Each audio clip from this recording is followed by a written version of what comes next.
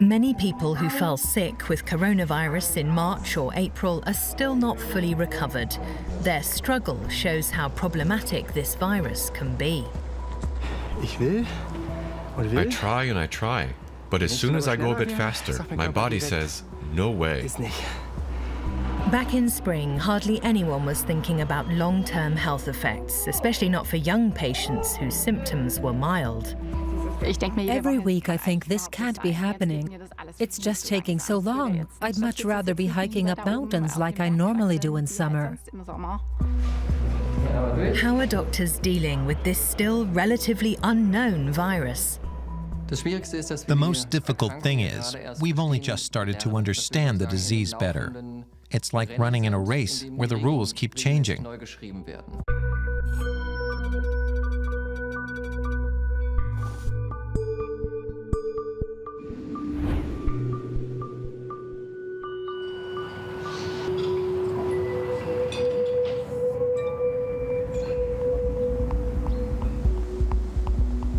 This is the Schön Clinic, located in the Alpine foothills of southern Germany. It's a rehabilitation center specialized in pulmonary disorders. 31-year-old Maria has been here for 3 weeks. She had COVID-19 back in March. This is much harder for me now. I've always been very sporty, including cycling a lot. Both mountain and racing bikes. Now I can only put out 70 or 80 watts. It's crazy. It's way below my training level, and I still have pain in my lower lungs when breathing. Maria was not in a high-risk group and did not require hospital treatment for the virus. But more than 5 months after falling sick, she's still not fit enough to work. Here at the clinic, she's been working on her fitness every day in the hope to soon be able to return to her job as a doctor. I need a certain level of physical fitness to do my job, because I don't just sit at a desk. I have a lot of tasks that are quite physical, like changing the bandages on big wounds or running back and forth all day from the emergency room to the ward. Or if I'm in the operating room, I'm standing for 8 hours a day holding something, or stitching a wound. Maria thinks she probably got COVID-19 at work in the hospital. From the very beginning, my lungs hurt, and I got pneumonia and pleurisy. It completely bypassed my nose and throat area that you normally think are so key. I probably inhaled the virus directly. I was wiped out like never before. When I finally got the strength to get out of bed, I'd put some muesli in a bowl, but then have to go back to bed before I even got to eat it. It was an extreme exhaustion like I have never ever had before. So we're going to do a 6-minute walking test. The aim is to walk as far as you can in the time allotted.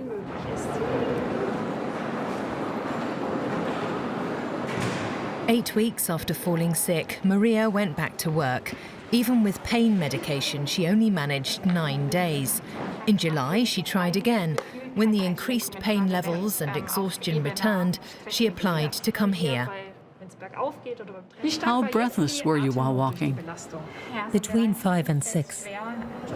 You managed 720 meters, so you've increased from 671 to 720 meters. And it was actually the technique of walking that was the limiting factor, rather than being out of breath. The head of the pulmonology department, Professor Rembert Kutschuller, says Maria isn't an isolated case. Patients who are young and fit with no pre-existing conditions and requiring no hospital treatment for COVID can still experience health problems months after contracting the virus. We can see from the number of people seeking help that there are more patients suffering from post-COVID problems than we thought even just a few months ago. And it's not just the classic older patients like we initially saw in the statistics. There are young people whose lives have suddenly been turned upside down, for example, because they're not fit enough to work. Every patient that arrives at the Schön Clinic suffering from after effects of COVID-19 undergoes a detailed examination. To understand this virus fully, doctors from different fields of medicine need to work together. I think it's important to be honest at this point and to say that we're in a learning process. Through the large amount of new data that we're getting every day here, we can learn more about this virus. We try to pass on our findings to others too. A lot of this data still needs to be checked. We don't have a particular treatment strategy in the classic sense because we don't have years of experience to draw on, or a book with treatment recommendations from the last COVID outbreak. We're learning as we go. As we care for these patients, we're discovering what kinds of problems the virus can produce. By now, doctors know that COVID-19 affects multiple organs. From lung problems to hair loss, to sleep disorders, fatigue, and neurological disorders. Then critical illness polyneuropathy, heart problems, plus issues resulting from the treatment in intensive care. We're seeing a multitude of problems, and the list is growing. I don't think we would have expected such a variety of issues. Das hätten wir, glaube ich, nicht zwangsläufig erwartet. Maria has now moved on to the next examination, spiroergometry. The aim is to test how her lungs and other organs perform under physical exertion.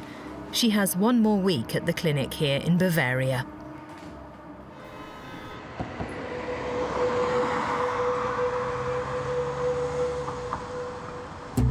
Berlin. The German capital has seen well over 80,000 cases of COVID-19 since the start of the pandemic. Of those, around 80% have recovered, officially. But, like Christopher Bley, not all of them are fully restored to health. I really have to catch my breath. It's tiring. I've never been like this before. I could go up these stairs and could go straight back down and up again. Now climbing stairs is an act. Whenever I have to walk uphill, I get out of breath.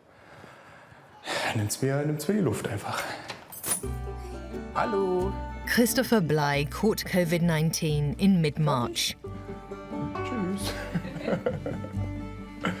All 4 members of the family got infected.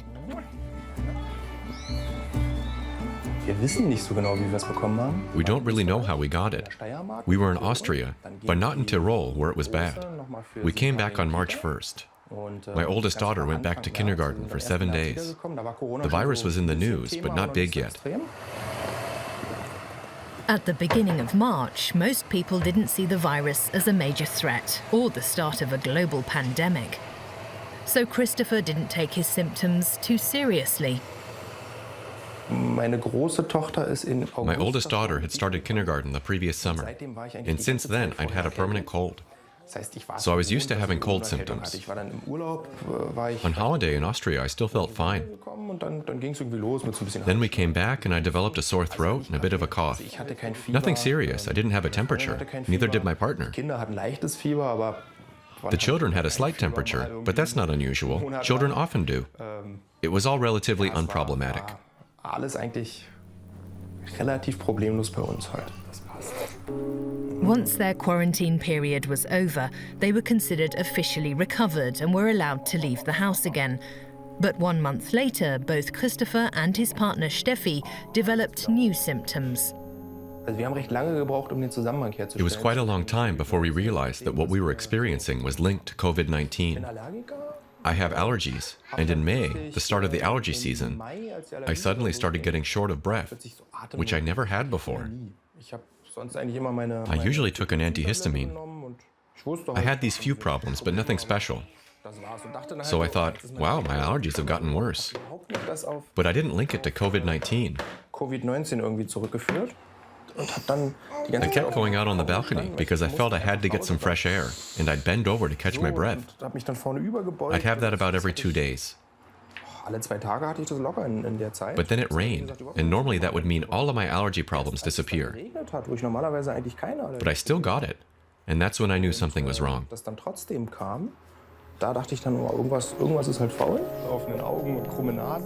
So Christopher went to a general practitioner. But he wasn't really able to help. The doctor did link my symptoms to COVID-19, but they weren't life-threatening and not that major. Plus, my fitness levels matched my body weight. Christopher has also recently developed an underactive thyroid, which has caused him to put on a lot of weight, 17 kilos to date. It's not yet clear whether COVID can affect the thyroid gland. In the past, Christopher ran in the Berlin Marathon, but there's no way he could manage that right now. Christopher's partner, Steffi Puchstein, also experienced problems after having COVID-19, but her symptoms were quite different. I felt dizzy and it just wouldn't stop. I went to pick up my daughter Romy, and everything would just spin and spin. I was afraid that it might never stop, that this could be the new normal for me. After 4 months, Steffi's dizziness finally tapered off. It's now known that COVID-19 can trigger neurological issues. Christopher is hoping that his breathing difficulties will also disappear in time.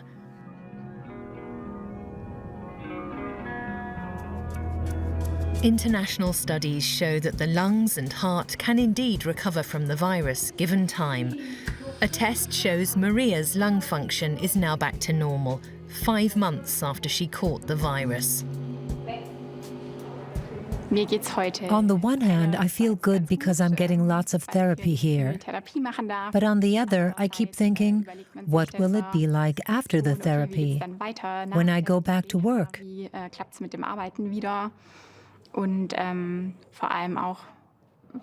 And how will things progress with this illness?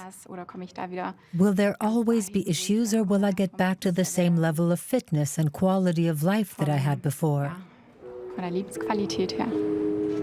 Maria was lucky to get a place here. Waiting lists for patients with post-COVID problems are long. The Schön Clinic alone has a huge number of patients waiting for treatment. Maria's time here has now come to an end. In terms of fitness, tiredness levels, fatigue, have you noticed any change? That may have changed, but I probably won't know until I get back to work and see whether I can cope better with an 8-hour day, or if I'm still as tired. What about the chest pains? The pain is better when I have therapy the whole time. I noticed over the weekend, where there's less going on, or when I had physio Wednesday last week, and then the next time on Tuesday, that the pain in the base of my lungs returned. We're seeing patients who have symptoms, some of which we can't really explain. And so we're trying to find answers and treatments. It's like a black box.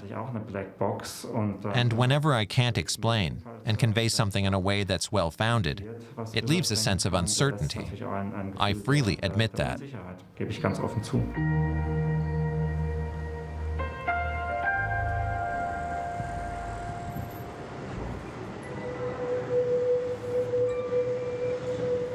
The after effects of the virus are gaining increasing attention in COVID-19 research. At the end of October, Germany's University Medical Center Schleswig-Holstein launched the largest study to date on the long-term effects of coronavirus.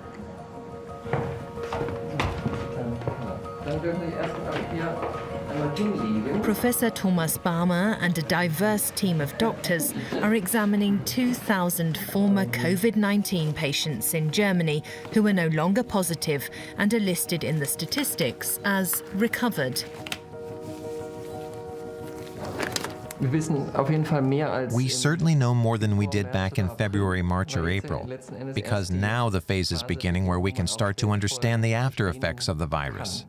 But the question is, how do you define an after effect? We now have 6 months' worth of after effects. But of course, a virus like COVID-19 could cause symptoms that don't appear within 6 months.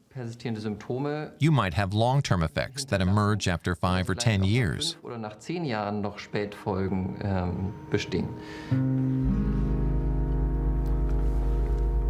The study is focusing on the lungs, heart, kidneys and liver, as well as the nervous system and metabolism.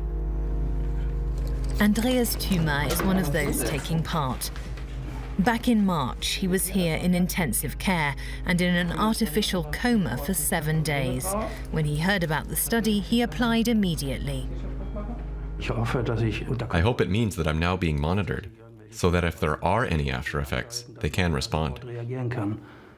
It's only if lots of people take part that we can gather information that can then be available for others.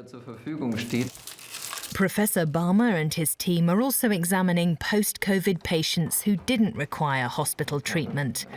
The doctors fear that even patients who had mild symptoms could still suffer long-term damage.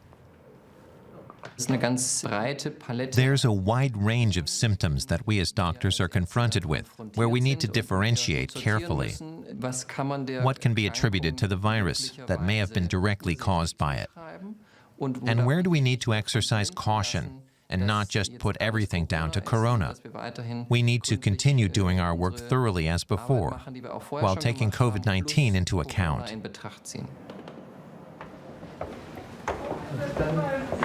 So the next thing we'll examine is your liver. The study also looks at whether damage to the liver can result directly from being infected with the virus. The most difficult thing is, we've only just started to understand the disease better. It's like running in a race where the rules keep changing, where some of our findings from 3, 4, or 5 months ago already need to be reevaluated. That's a very important process, and it's moving very fast. I don't think we've ever had an illness where there's been such an enormous increase in knowledge in such a short time. As part of the study, the subjects will be monitored for up to 10 years. That's the only way to collect data on possible long-term effects. And tongue out? The study is also monitoring the subject's sense of taste and smell. Many COVID patients report an impairment or even complete loss of these senses. So we're trying to draw expertise from all medical fields, bringing in all the various disciplines that we now know to be relevant, so that in the end, we get scientific knowledge, and the patient an assessment from different medical specialists.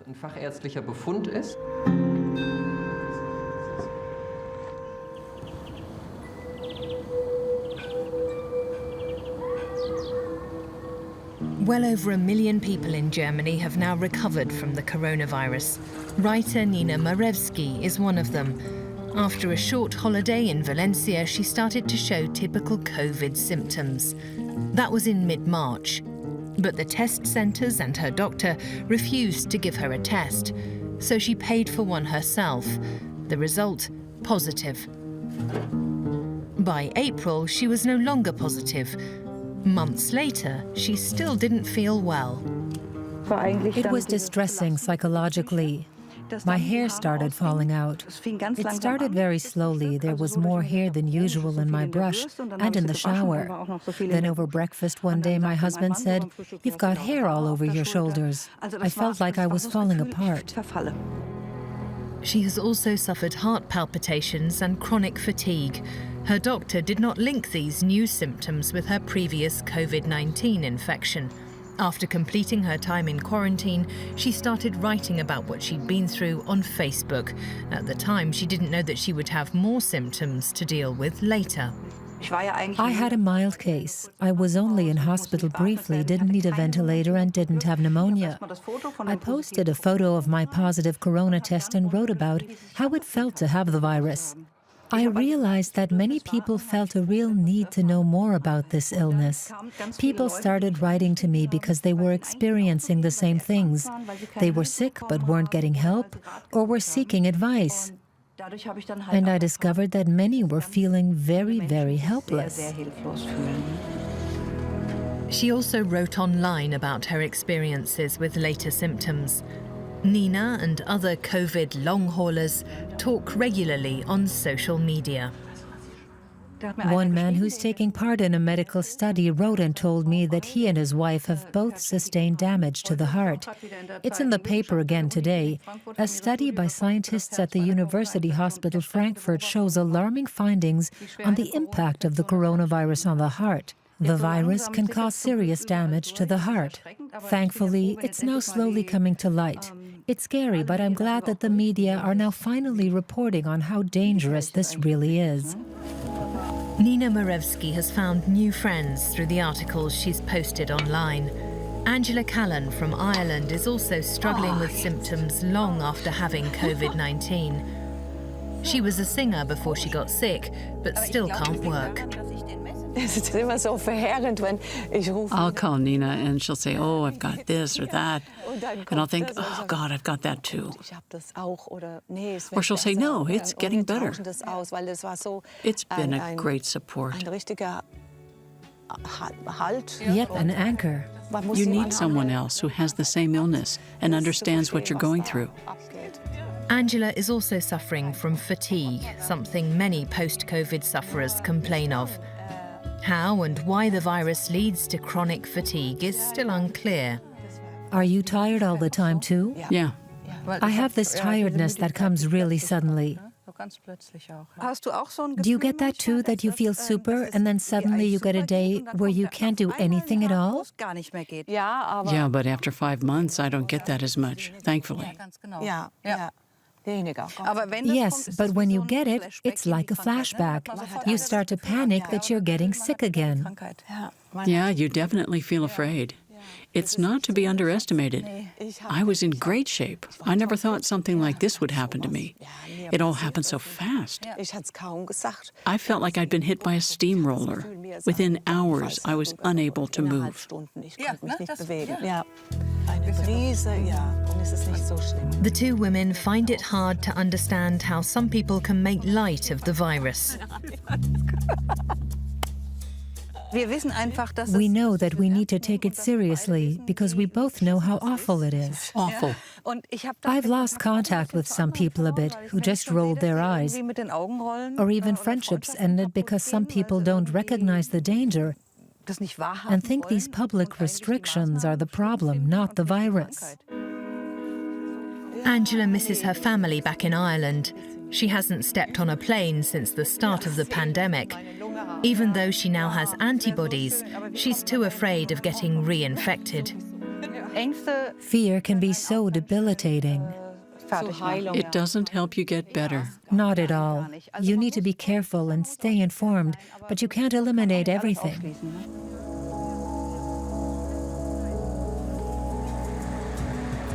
Back in Berlin. It's now mid-September and Christopher Bley feels he still can't breathe very well. It's now been 6 months since he had the virus. In the last 4 weeks, I've really struggled at times. Some days I wasn't able to do any sport at all.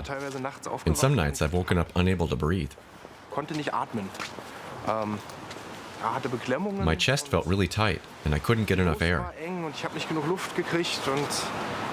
It's better again now, but only since 3 days.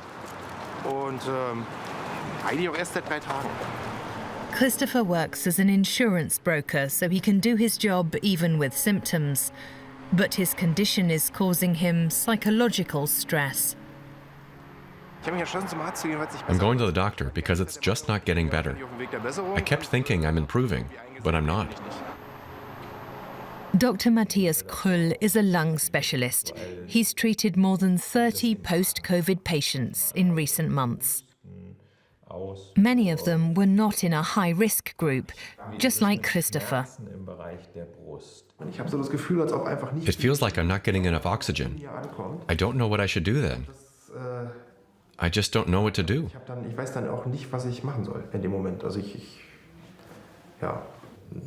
Being unable to breathe properly is scary. People with those problems always try to take things easy. And if that continues, and you always have that uncertainty, you stop pushing yourself and don't build back up your previous training habits. And your body suffers as a result. As long as I could breathe through my nose, it was okay.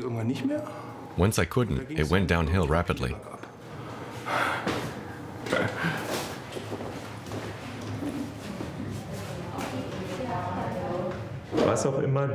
Whatever effect this virus had on you and your lungs and alveoli during the acute phase and post-acute phase, I can't see any deficits anymore as regards the exchange of oxygen and CO2.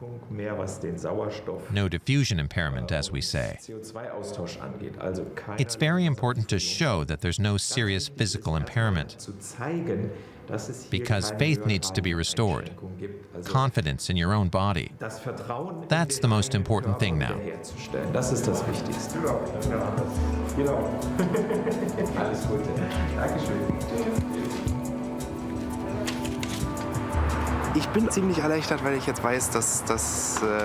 I'm really relieved, because I now know that there's no damage that's been left by the virus. I'll get the other things checked out. But he already indicated he doesn't think it's going to be a problem, so I can get back to normal. Unlike Christopher, Maria is still not doing well.